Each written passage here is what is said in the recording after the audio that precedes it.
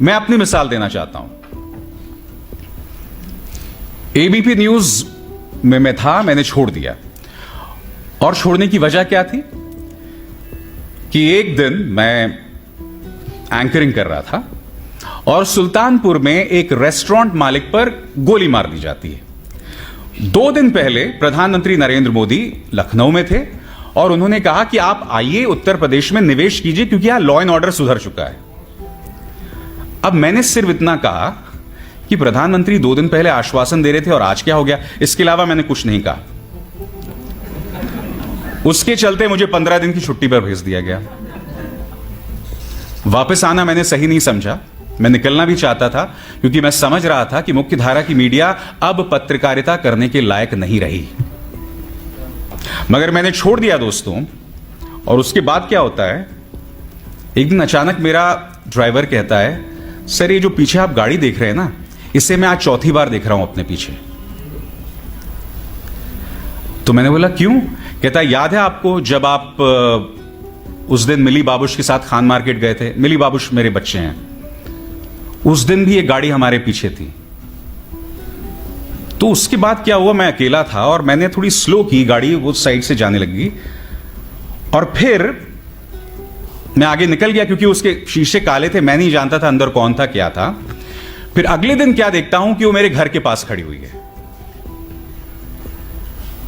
मैं पुलिस के पास गया, मैंने शिकायत की, पता चला कि वो गाड़ी किसी कश्मीरी की थी जो श्रीनगर का रहने वाला था मगर नोएडा में काम कर रहा था। अब मुझे लगा अगर 1 इन अ ब्लू चांस कि वाकई ये वो है, कोई कश्मीरी मुस्लिम है जो यहां काम कर रहा है दिल्ली में, और अगर मैंने शिकायत को आगे लेकर गया तो वैसे ही तो आपको जानते हैं कश्मीरी और मुस्लिम तो बहुत ही जबरदस्त कॉम्बिनेशन है पुलिस को ठोकने के लिए। तो मैंने शिकायत वापस ले ली, मगर मैं समझ गया था कि इसकी गाड़ी का इस्तेमाल किया जा रहा था मुझे टेल करने के लिए।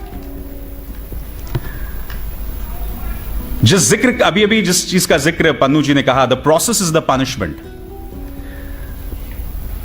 मेरे और मेरी वाइफ के खिलाफ 13 करोड़ की टैक्स चोरी के अनाप शनाप टैक्स केसेस दर्ज कर दिए गए।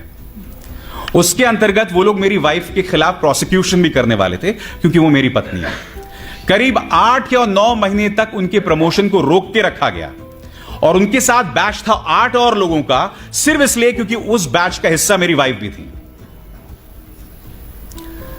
और मुझे याद है जब ये तमाम चीजें होती थीं तो आपके अपने ही जो कुछ और पत्रकार मित्र होते थे वो उसको लेके मजे लिया करते थे और कुछ लोग कहते थे अरे कोई बात नहीं यार, अगर तुम सच्चे हो तो डरने की क्या बात है। मैंने बोला डरने की तो कोई बात ही नहीं है, बस जैसे कहा ना कि जो प्रक्रिया है वही सजा है। The process this is the punishment. 2002 से लेकर 2017 तक जिस नर्क से प्रजापति परिवार गुजरा है वो प्रक्रिया ही पनिशमेंट है, वही प्रक्रिया सजा है। 2017 से पहले यह वो शख्स था जिसके सामने इस राज्य के गृह मंत्री जो है नतमस्तक होते थे। तो आप समझ सकते हैं उस परिवार को किस असुरक्षा से गुजरना पड़ा था। तो ये जो प्रक्रिया है ना, यही पनिशमेंट होता है। और आज लोग आसानी से कह देते हैं चलिए कोर्ट केसेस हो गए, कोई बात नहीं है, आप जीत जाओगे यार अगर आप सच्चे हो। मगर आप समझते नहीं हो वो जितने भी दिन चलता है, आप जिस टॉर्चर से गुजरते हैं आप तो अंदाजा लगा ही सकते हैं उसका। मगर लोग जिस टॉर्चर से गुजरते हैं आप समझ नहीं सकते हैं वो कितनी बड़ी असुरक्षा है। मगर मैं यही कहूंगा आप लोगों से कि समर्थन दीजिए हमारे उन पत्रकारों का जो इन छोटे छोटे इलाकों पर काम कर रहे हैं। मैं जानता हूं कुछ ऐसे लोग हैं जो इस पेशे को बदनाम भी करते हैं। कुछ लोगों पर आरोप लगाया जाता है कि भाई जो लोकल पॉलिटिशियंस के वो लोग फिक्सर बने रहते हैं, मगर नहीं। फिर पवन जायसवाल जैसे पत्रकार भी हैं, एक मिसाल हैं छत्रपति जी जैसे भी।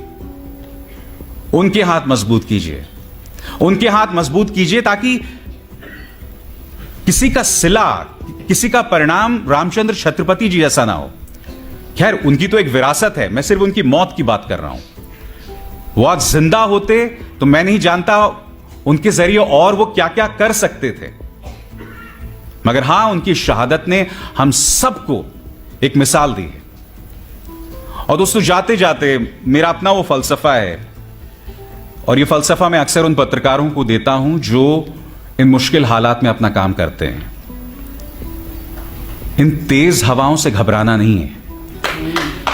तेज हवाओं से ना घबरा ए बाज, ये तो आती ही हैं तुझे ऊंचा उठाने के लिए।